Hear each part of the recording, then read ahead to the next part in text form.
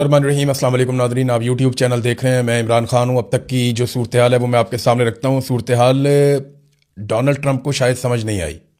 यानी जंग के हवाले से इन्होंने जंग तो शुरू कर दी, मगर जंग के नताइज क्या होंगे इस बारे में अंदाजे और तखमीने गलत साबित हुए। वाइट हाउस और डोनाल्ड ट्रंप एडमिनिस्ट्रेशन के अंदाजे बिल्कुल ही गलत साबित हो गए हैं। कुछ रिपोर्ट्स के मुताबिक इसराइली इदारों ने या इसराइल की जानिब से यकीन दिलाया गया था अमेरिका को कि खमेनी के बाद ईरानी घुटने टेक देंगे और उसके बाद हम रजीम चेंज कर सकेंगे, सूरत हाल बड़ी कंट्रोल में आ जाएगी। लेकिन ऐसा हुआ नहीं, बल्कि मामला उसके बरक्स हो गया। ईरान ने उसके बाद ज़्यादा बुरी तरह अटैक शुरू कर दिए और बहुत बड़े पैमाने पर किए। मैं आपको बताता हूँ कि आगे क्या हुआ। अमेरिका का बहुत बड़ा जंगी नुकसान हो गया है और ये अमरीकी तारीख के अंदर बदतरीन टाइम चल रहा है। अगर आप ये देखें, ताकत का मुवाजना करें तो इस नुक्ता नज़र से अमेरिका कोई रशिया के साथ या चाइना के साथ नहीं लड़ रहा या कोई बहुत बड़ी ताकत के साथ नहीं लड़ रहा। ना उसकी लड़ाई इस वक्त कोरिया के साथ है। अमेरिका लड़ रहा है ईरान के साथ, जिसके पास अपनी कोई एयरफोर्स भी नहीं है। लेकिन जो नताइज हैं वो बहुत भयानक है। अमेरिका के अंदर भी एहतजाज शुरू हो गया है ईरान के ऊपर हमला करने की वजह से। तो अलग अलग तरह के लोग हैं। अमेरिका में डेमोक्रेसी है, वहाँ पर आप एहतजाज कर सकते हैं, अमेरिका के हक में भी, अमेरिका के खिलाफ भी।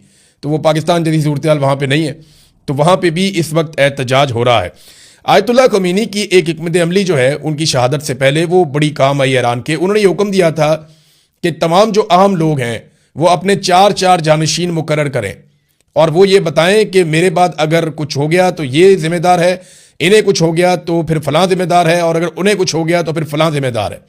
और जो लोग भी जिस वक्त ड्यूटी पे हों वो अपने अगले जानशीन इसी तरह मुकर्रर करते जाएं ताकि किसी वक्त भी लड़ाई की सूरत में ईरान में क़यादत का फुकदान ना हो। अब ये हिकमत अमली काम कर रही है। हालांकि अमेरिका ने, इसराइल ने बहुत सारी क़यादत कत्ल कर दी, शहीद कर दी ईरान की, लेकिन इसके बावजूद उन्हें मुतबादल लोग मिल जाते हैं जिनके ज़रिए से वो जंग को बढ़ाते चले जा रहे हैं। अब सूरत हाल अमेरिका के लिए मैं आपको कह रहा था शर्मिंदगी वाली है। वो इसलिए कि कुवैत में अमरीकी तैयारे गिर गए हैं। अमेरिका ने जो अब तक तस्लीम किया है वो तादाद 3 है। 3 F-15 तैयारे अमेरिका के, बड़े शानदार तैयारे हैं, जैसे कि डोनाल्ड ट्रंप कहते थे कि ब्रांड न्यू ब्यूटीफुल प्लेन्स। तो इसी तरह जो अमेरिका के ब्रांड न्यू ब्यूटीफुल प्लेन्स हैं वो वहाँ पे कुवैत में गिर गए।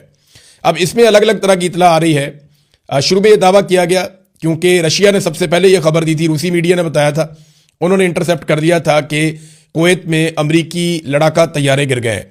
पहले एक तैयारे का पता चला, फिर पता चला कि ज़्यादा तैयारे गिर गए हैं, लेकिन अभी अमेरिका ने तस्दीक की है कि उनके 3 तैयारे गिरे हैं। इससे ज़्यादा अमेरिका अभी मान नहीं रहा। जबकि जो ईरान है उसका दावा यह है कि उन्होंने ज़्यादा नुकसान किया है। अब ये तैयारे गिरे कैसे, ये सवाल पैदा होता है। कुवैत की जो वजारत दिफा है उन्होंने ये कहा कि सुबह के वक्त अमेरिका के मुतअद्दिद तैयारे गिरकर तबाह हो गए। अब ये कुवैत की वजारत दिफा के तर्जुमान की जानिब से ये सोशल मीडिया पर बताया गया कि मुतअद्दिद अमरीकी फौजी तैयारे गिरकर तबाह हो गए हैं। इसमें यह नहीं बताया गया कि कितने तैयारे गिरकर तबाह हुए। अब अमेरिका ने तो 3 कहा है, इंडिया भी नहीं मानता उनके कितने गिरे। तो जिनके गिरते हैं वो ज़्यादा तो मानते नहीं है, लेकिन 3 तैयारे तो माने। उसके अलावा कुछ 6 पायलट हैं और उनमें से 3 पायलट्स को उनकी तस्वीरें भी आ गई हैं जिनको कुवैत की अवाम ने पकड़ लिया। बल्कि डंडे के बलबूते पे एक कुवैती शख्स ने डंडा हाथ में पकड़ा हुआ है और उसने काबू कर लिया एक अमेरिकन पायलट को और गाड़ी की डिक्की में उसको ढाला हुआ है अमेरिकन पायलट को। ये वीडियोस भी आ गई हैं। तो इस किस्म की चीज़ें जो हैं वो अब सोशल मीडिया पे हर तरफ वायरल। ये जो अवाम है अरब ममालिक के, इनकी जो वीडियोस आ रही हैं या जो चीज़ें हम देख रहे हैं उसमें ऐसा दिखाई देता है कि अवाम साथ खड़े हैं। उनकी हमदर्दियाँ अमेरिका और इसराइल के साथ नहीं है, बल्कि उनकी हमदर्दियाँ ईरान के साथ हैं।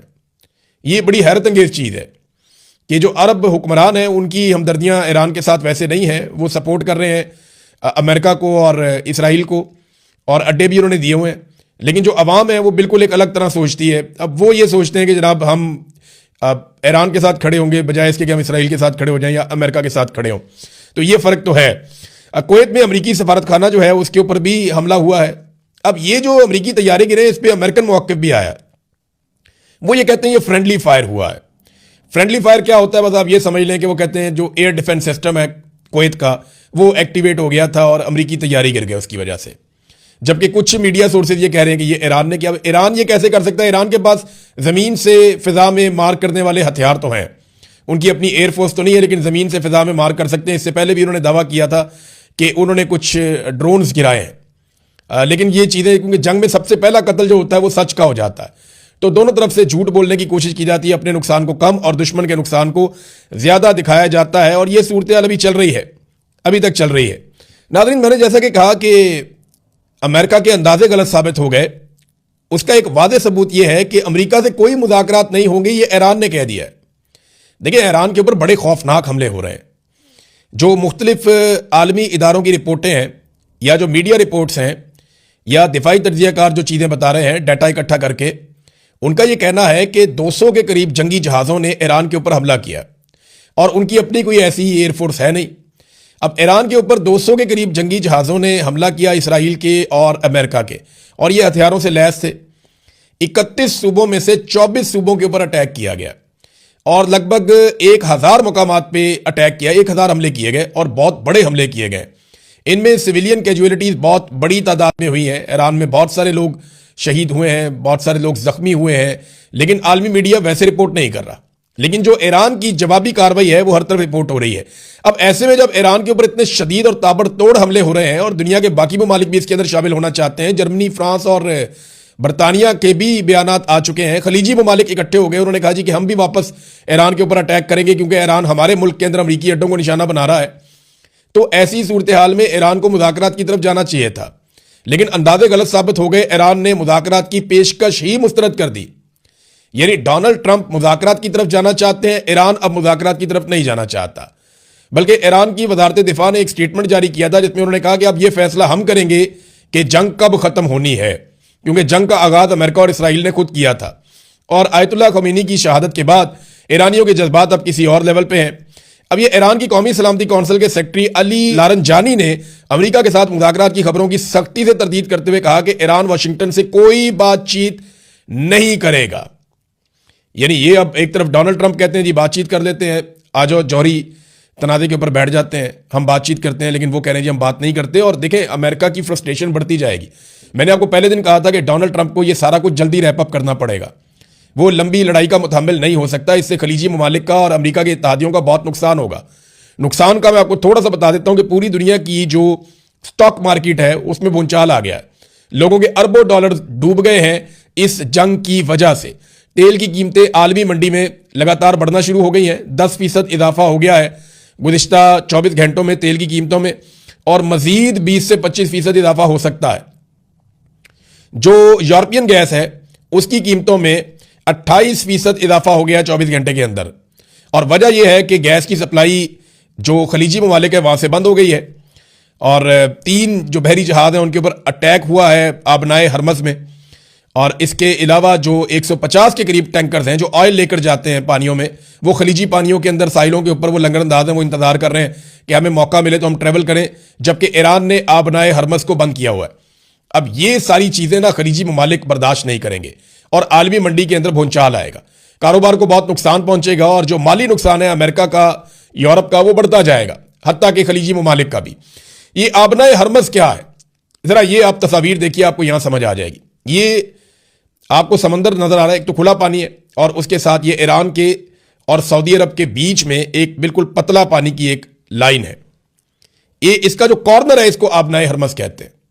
यहां पे एक तरफ ये ओमान है और दूसरी तरफ ये ईरान है, और ये वो रास्ता है जो लगभग 35 मील चौड़ा है, बस इतना फासला यहां पे रह जाता है। इसको अगर बंद कर दें तो दुनिया की जो तेल की सप्लाई है उसका 20% खत्म हो जाता है। फिर गैस की सप्लाई इसके अलावा है, वो भी खत्म हो जाती है। अब ये कौन कौन से मुल्क मुतासिर होते हैं इससे? इराक, ईरान, सऊदी अरब, बहरीन, कतर, कुवैत और यूएई। ये सारे ममालिक जो हैं इनकी जो पेट्रोलियम की तजारत है वो 90% इनकी रुक जाती है अगर आबनाए हरमज को बंद कर दिया जाए तो ईरान ने दबाव के तहत आबनाए हरमज को बंद कर दिया है, और अब वो मिसाइल दाग रहे हैं बहुत तेजी से। आबनाए हरमज की बंदिश से एक दबाव पैदा हो रहा है, अगर ये लड़ाई मजीद बढ़ती है और मजीद जगहों पे इसके असरात जाते हैं तो तेल की सप्लाई मजीद मुतासिर होगी और दुनिया पूरी के ऊपर इफेक्ट आएगा। ईरान ने जदीद मिसाइल दागना शुरू कर दिए, और ये जो अल-फतह मिसाइल है ये बहुत रफ्तार से जाते हैं। इससे पहले जो ईरान ने मिसाइल चलाए वो और तरह का स्टॉक था, और अब वो अपने जदीद तरीन मिसाइल चला रहे हैं। हाइपरसोनिक मिसाइल है उनके पास, बैलिस्टिक मिसाइल है उनके पास, और ये बड़े खौफनाक मिसाइल हैं। इनकी तादाद मैंने आपको कल बताया कि अमेरिका और इसराइल का मानना है कि ये 2-3 हज़ार से लेके 5,000 तक है। तो ये बहुत बड़ा जखीरा है मिसाइलों का, और ये किसी भी मुल्क को पूरी तरह तबाह करने की सलाहियत रखता है, या उनकी दिफाई सलाहियत को, या बहुत सारी उनकी बिल्डिंगों को, या माली नुक्ता नज़र से उनको बहुत बड़ा नुकसान पहुंचाने की सलाहियत रखता है। पूरे शहरों को ये मलियामेट कर सकता है, मिसाइलों का इतना बड़ा ज़ख़ीरा।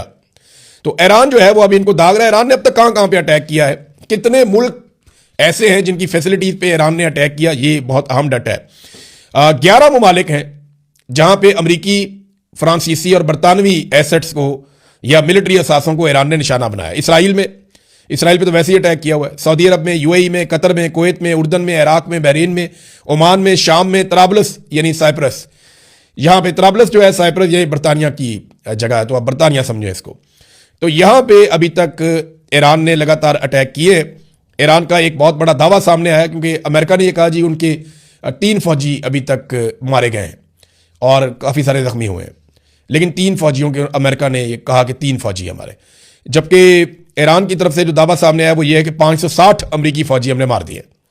अब इसमें सच बात क्या है, इसके बारे में तो हमें अंदाजा नहीं है, क्योंकि जंग में सबसे पहला कत्ल सच का हो जाता है, और झूठ की बुनियाद के ऊपर प्रोपेगेंडा एक हथियार है ना, प्रोपेगेंडा जंग का, तो उसको सब इस्तेमाल करते हैं। इसी तरह ये लोग भी इस्तेमाल कर रहे हैं। अमेरिका अपना नुकसान छुपाएगा और ईरान जो है वो नुकसान ज्यादा बताएगा। तो 560 फौजी ईरान कह रहा है जनाब के मार दिए गए। अल जजीरा ने एक रिपोर्ट दी है जिसमें अल जजीरा बता रहा है कि कहां कहां पे कितने लोग मारे गए, और ये रिपोर्ट आज सुबह तक की है, और हर सुबह ये रिपोर्ट अब आया करेगी। लबनान के अंदर, इराक के अंदर, ईरान के अंदर जहां पे जानी नुकसान हुआ है, 555 अफराद ईरान के अंदर सुबह तक जो है वो जाँ बहक हुए हैं। इनमें बच्चियां मासूम स्कूलों की थी। रजा पहलवी को देखिए, ईरानी क्यों तस्लीम करेंगे। मैं एक बात आपको बताता हूं, रजा पहलवी वो ये चाहता है कि वो ईरान पे आकर हुकूमत करे, लेकिन ईरानी उसको तस्लीम नहीं करेंगे। ईरान की कौम किसी और तरफ निकल गई है, वो बहुत पीछे रह गया है। रजा पहलवी ने जो ट्वीट किया, जो बयान दिया, उसने कहा कि 3 अमरीकी फौजियों की शहादत के ऊपर मेरा दिल खून के आंसू रो रहा है, ये रजा पहलवी ने कहा। अब इस पे तो ईरानी कौम खुश नहीं होगी, वो तो नफरत करेगी, क्योंकि वहां पे सैकड़ों बच्चे कत्ल हो गए हैं, मासूम बच्चे मारे जा रहे हैं, ईरान में सिविलियंस मारे जा रहे हैं, उनके ऊपर एक लफ्ज नहीं बोला। और दूसरी तरफ उसने ये स्टेटमेंट दिया। तो रजा पहलवी को पूरा का पूरा जो अवामी नुक्ता नज़र से या ईरानी अवाम के ऊपर उसका भरोसा नहीं है। उसका भरोसा सिर्फ 2 जगहों पे है। एक, उसको अमेरिका और इसराइल पे है कि ये मुझे इक्तदार दिलवा देंगे, ताकत दिलवा देंगे ईरान में। दूसरा, उसे ये लगता है कि जो ईरान से बहुत सारे लोग जिला वतन है गुज़िश्ता 30-40 साल से, वो उसके साथ बड़ी तादाद में ईरान में चले जाएंगे मुख्तलिफ ममालिक से, और वो उसको सपोर्ट करेंगे। लेकिन वो तो आटे में नमक के बराबर भी नहीं है, तो ईरानी कौम उसके साथ खड़ी नहीं होगी। ये कोई इराक टाइप की सूरत बना देंगे अगर ईरान के अंदर जमीन पर भी उतरते हैं तो रेजीम चेंज ऑपरेशन तो तकरीबन नामुमकिन दिखाई दे रहा है। दुनिया की स्टॉक मार्केट, मैंने आपको पहले बताया कि वो उड़ गई है। नाज़रीन, अब आ जाए जरा पाकिस्तान की सूरत हाल के ऊपर।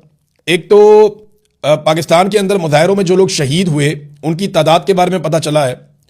अब कुछ कन्फर्मेशन आ रही है।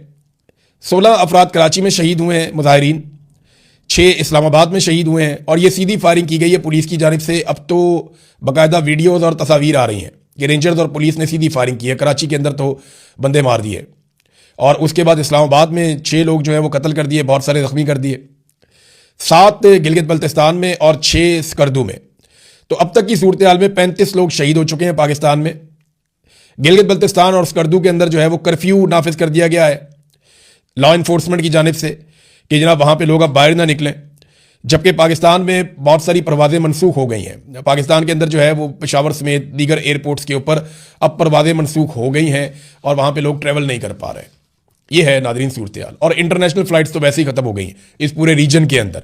पाकिस्तान की हुकूमत के लिए एक बहुत शर्मनाक सूरत हाल तब पैदा हो गई है जब सहाफ़ियों ने उनसे ये सवालात करने शुरू किए कि आप अमेरिका का नाम क्यों नहीं लेते।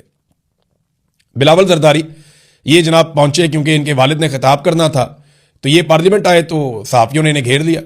इन्होंने पूछा और बार बार पूछा बिलावल से कि बिलावल साहब, आप अमेरिका का नाम लेकर तनकीद क्यों नहीं करते, आप अमेरिका का नाम लेकर क्यों नहीं कहते और मजम्मत क्यों नहीं करते। मैं वो सवाल आपको सुनवाता हूँ जो जर्नलिस्ट वहाँ पर सवाल कर रहे थे, और बिलावल बिल्कुल खामोशी से एक लफ्ज़ बोले बगैर आगे बढ़ते चले जा रहे थे और जवाब देने से गुरेज कर रहे थे।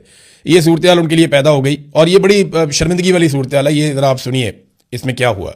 आपके नोबेल इनाम के आप भी हामी हैं, आप भी ट्रंप के नोबेल इनाम के हामी। बिलावल साहब अब भी ट्रंप के नोबेल इनाम के हामी हैं।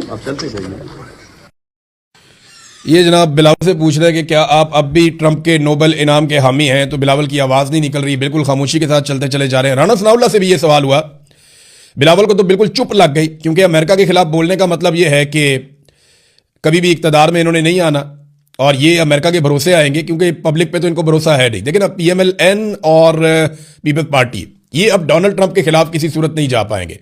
सेनेट के अंदर भी ये मुतालबा हो गया है कि जो अमन का नोबेल इनाम की नामजदगी पाकिस्तान ने सबसे पहले की थी कि डोनाल्ड ट्रंप को अमन का नोबेल इनाम दिया जाए, वो नामजदगी पाकिस्तान वापस ले। और ये मुतालबा पाकिस्तान में जोर पकड़ता जा रहा है। तमाम मुजाहिरीन भी ये कह रहे हैं, तमाम मुखालिफिन भी ये कह रहे हैं, और ईरान जंग के हवाले से लोगों का ये मानना है कि अमेरिका ने अमन व अमान को ख़राब किया है, लिहाजा पाकिस्तान ने जो डोनाल्ड ट्रंप के लिए अमन के नोबेल इनाम के लिए नामजदगी की है वो नामजदगी वापस ले ले। अब बिलावल से बार बार पूछा, लेकिन बिलावल को बिल्कुल चुप लग गई और वो बोलने से बिल्कुल कासिर रहे। राना सनाउल्लाह से पूछा तो उन्होंने कहा जी हमने तो सूरत हाल की मजम्मत कर दी है।